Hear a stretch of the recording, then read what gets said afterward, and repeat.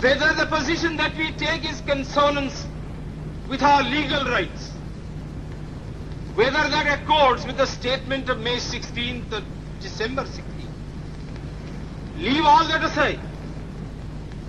This is too big a question to be reduced to the position of mere legality. It is not a legal question. I say leave aside all these considerations and make some attempt whereby those who are not prepared to come will come. Let us make it possible for them to come. That is my opinion.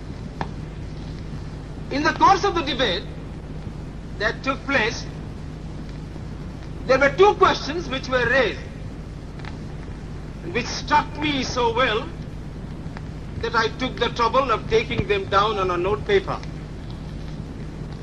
The one question was, it was asked, I think, by my friend, the Prime Minister of Bihar, who spoke yesterday in this assembly.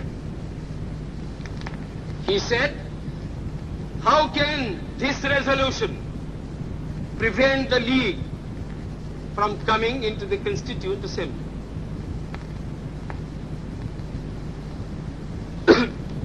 Today, my friend Dr. Shyam Prasad Mukherjee asked another question. Is this resolution inconsistent with the Cabinet Mission's proposal?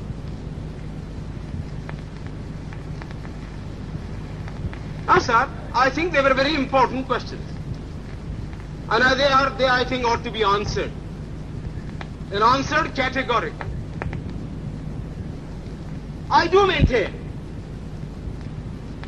that this resolution, whether it is intended to bring about the result or not,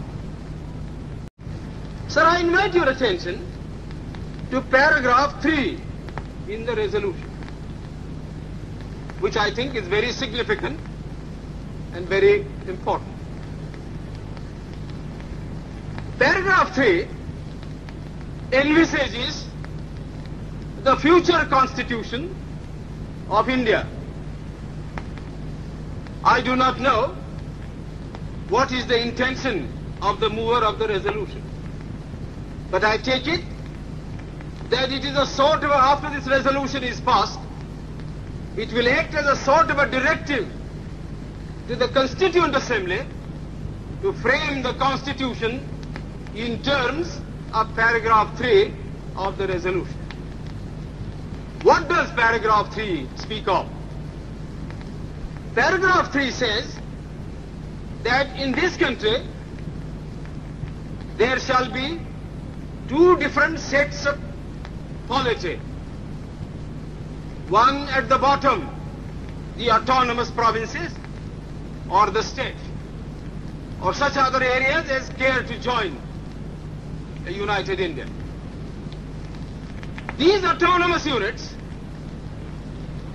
will have full powers. They will have also residuary powers. At the top and over the provincial units, there will be a union government having certain subjects for legislation, for execution and for administration. So as I read this part of the resolution, I do not find any reference to the idea of grouping an intermediary structure between the union on the one hand and the provinces on the other.